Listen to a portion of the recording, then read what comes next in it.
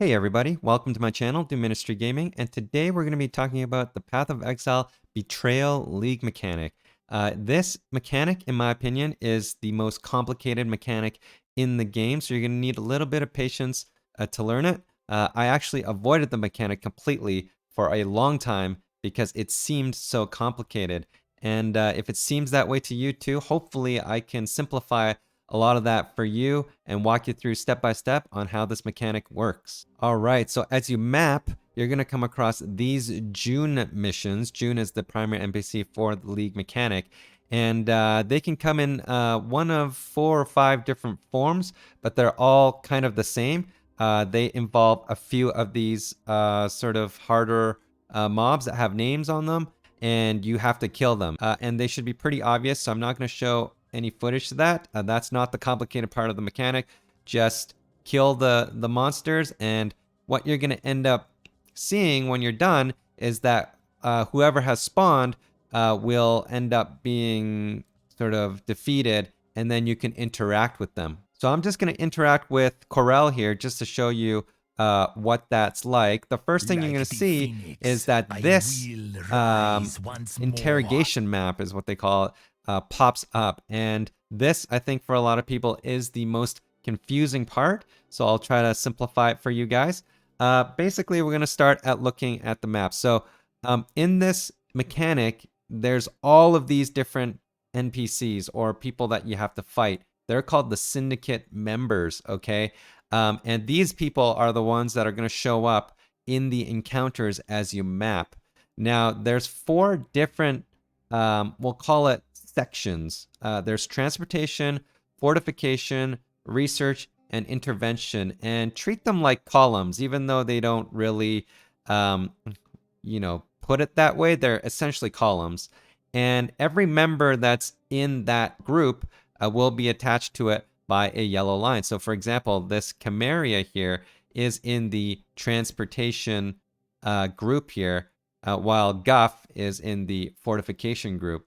Once you've interacted with each of these members, when you've defeated them, the goal is very simple. You're trying to move these characters into the group that you want them to be in. And each character is going to have different rewards, whether they're in transportation or fortification or research or intervention in the different groups. Okay, if that makes sense. So for example, Catarina is, if Catarina is in transportation, he's going to have one type of reward. However, if Catarina is in fortification, he's going to have a different type of reward, etc., etc.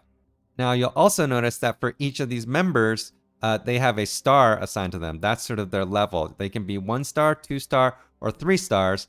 And as you might imagine, the higher the stars, the better the rewards for each of these members. I'm going to show you a very useful tool that the community has made to help simplify or show you what kind of rewards you're going to get for each member in each group. And that's called the Syndicate cheat sheet. All right, so this is an example of a Syndicate cheat sheet. There are many different versions of this out there on the internet. Pick the one that you like in terms of how it's presented and looks, but they all function the same way. This particular one is one that I like, and I will put the link in the description below if this is the one you want to use as well. So how this works is it's basically just a cross table. Along the top are all of the NPCs that can be in your Immortal Syndicate. So all those people that were on that investigation board there and the people that you fight in the missions. You don't have all of them right away on your board. So if one doesn't show up, you have to do more missions, and eventually they might. And when they do, you have to swap them out with someone else that you don't like. And so along the left side are the groups that we talked about, the 4 different groups. So T representing transportation. It even has a green colored dot on the very left side. If you remember the board, it was the very left column. And then fortification, research, and intervention. And the cross table functions very simply. You basically look at the character and what group they're in, and that's the reward that you're going to get when you run the safe house, what they call safe house. Again, something I'll explain later in the video. But we looked at Catarina earlier, and Catarina was in the transportation group, if you recall. So basically, if I have him there, the reward will be a time-worn item. Conversely, if I moved Camarilla into Fortification, I'll end up with Harbinger Orbs and Research Sextants, and so on and so forth. So I mentioned before, the goal of that investigation board is to put the characters that you want into the groups that you want. What you want to do with this cheat sheet, basically, is find the rewards that you like and work towards putting that character in that group as you develop the investigation board. Now, with these cheat sheets, they have also already tried to simplify even further. As you notice, there's different colors, red, yellow, and green. And they're pretty much exactly as you think they are. Green means good and red means bad. So they've generally speaking, they've tried to show you what the rewards are good and which ones are bad. So for example, It That Fled is green. He's a good character because Upgrade Breachstone is deemed to be a good reward. And conversely, Haku doesn't have very good rewards. So they try to simplify it that way for you as well, so that you can easily determine what you want to go after. With that said, these are generalizations, so make sure you look through the table a little bit and find the rewards that you want and work towards putting that character in that grouping. All right, so we're back at the interrogation board here, and the way to move the characters into the different groups is that after you defeat them in an encounter in the map and you talk to them, you're going to be presented with two different options. Now remember, I defeated Corel and I talked to him, so now I've got two different options for Corel. Now, there's actually 4 total options, and you're going to get 2 random ones to pick from. And I'll show you what all 4 do, but I'm going to start with these 2. So for Corel, and by the way, you can, disable or open and close these options by clicking this button here. If you need to see more of the board, you can kind of minimize that down. But first of all, you can interrogate or execute Corel. So I'm just going to talk about execute first. That's more simple. So it does exactly this. It gives Corel 1 rank, and it'll move Corel to intervention. Now you can notice he's actually not in any group right now. There's no rope attached to him. Neither is Janus, and neither is Riker. So when you come across these people, you're going to have to actually start to move them there first. Now Corel, I can move him to intervention. That's how I move him there. Or the interrogate option in this case is I can imprison him for 3 turns, basically 3 missions, and I'm going to gain 1 intervention intelligence per turn. So what's going to happen if I interrogate him is he's going to go down here into this box. 3 people can be interrogated at a time, and every turn he's going to give 1 intelligence to intervention. And what intelligence is this yellow bar here. It basically moves this bar up. And when the bar reaches 100%, you're going to get a button here that says Safehouse, which allows you to go do that group's what they call Safehouse, which is basically a map where you fight all of the people that are attached to the Safehouse, and then you get all of their rewards. So in this case, I'm just going to go ahead and click execute, give him 1 rank, and move him to intervention. And there you go. You see that he's moved to intervention. A couple other things I'll point out here in the interrogation board is these lines. So again, the yellow lines represent which group that they're attached to. And then there's also green and red lines, which I don't have one yet. But green means they're allies, and red means they are enemies. Okay, so what that means is if I did an encounter in the maps that where Haku spawns, there's a probability or chance that his allies, so in this case Thane, will join the fight and assist him, so making the encounter a little bit harder. Basically, you have to fight more people. On the flip side, if they're enemies, then they kind of show up and fight each other instead of fighting you together. Another thing to point out is that the characters are going to have sort of these items attached to them. And so for Corel, he's got these 2 items sort of on the side there. You can see the Paul, which gives the lightning resistance on the left, and the Eye that gives a physical damage added as cold, basically making these characters harder the next time you encounter them. All right, one last thing I'll mention about the board is this big question mark at the top that everything leads to. This is the Mastermind's lair, where Catarina, the Syndicate boss, resides. All right, so to progress the Safehouse bar for the Mastermind's lair, you just have to run the Safehouses of the 4 different groups in order to gain intelligence to progress this bar. So now I've just talked to Aisling, who was the other NPC that I defeated in this encounter, and she has an option that we haven't seen yet, which is Bargain. And Bargain is that Jorgen, this character, moves to Intervention, and then Aisling and Jorgen become trusted.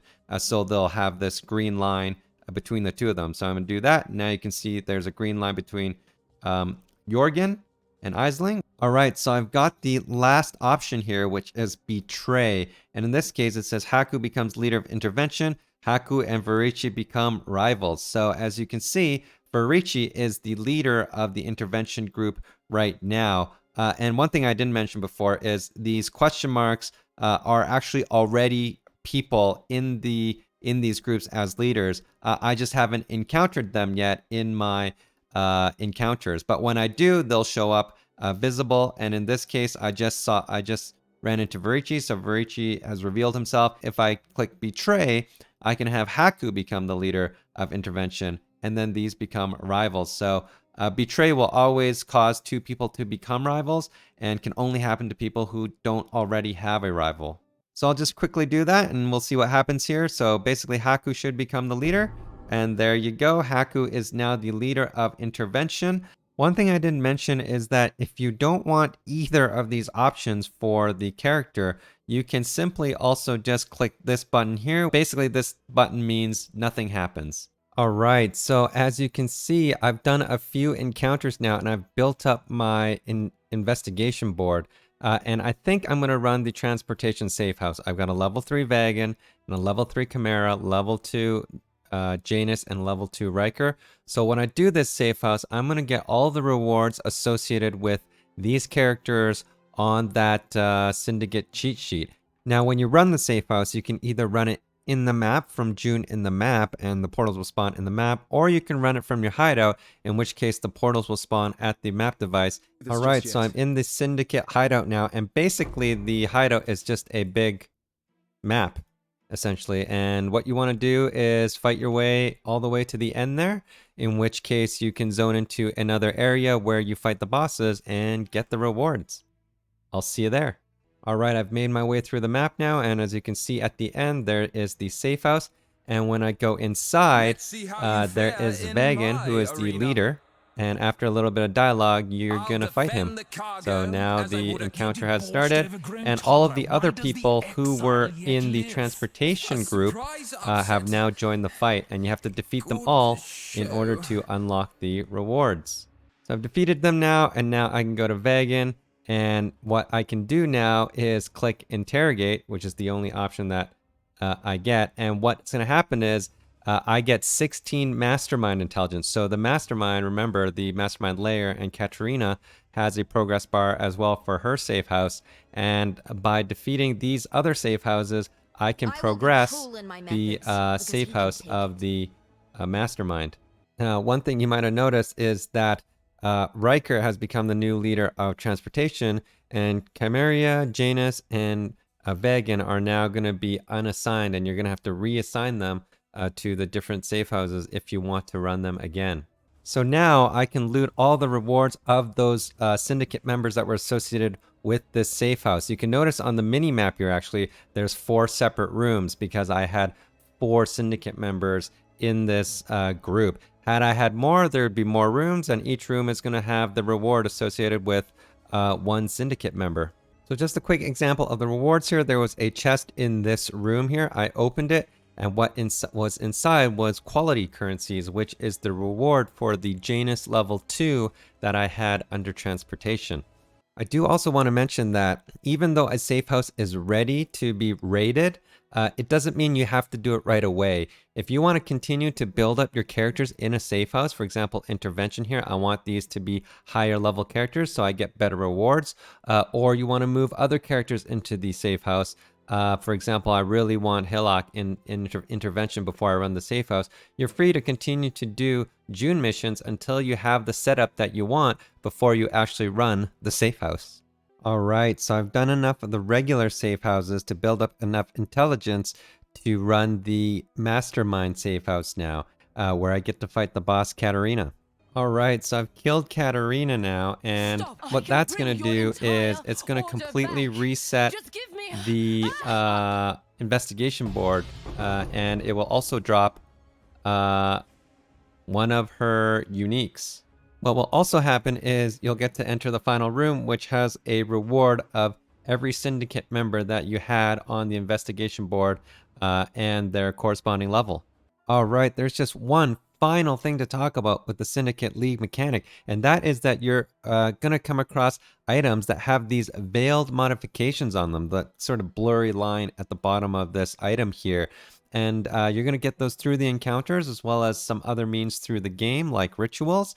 And all you have to do is take these items to June, click unveil item, and you can unveil what that modification is. Now, it's going to give you 3 options, and you can pick one to basically craft onto your item, whatever it is. But also, for some of these, once you get that, you can also learn the recipe to craft that particular craft. And June, or the Syndicate mechanic, is the only way you can learn some of those crafts. All right, everybody, that should be everything you need to know to at least get started with the Betrayal or Syndicate League mechanic. Thank you so much for watching. I hope you found the video helpful, and if you did, please like and subscribe. I also stream on Twitch Tuesdays, Thursdays, and Saturdays. Times are in the description below. If you have any questions, pop on by and ask them. Thanks again, and I'll see you next time.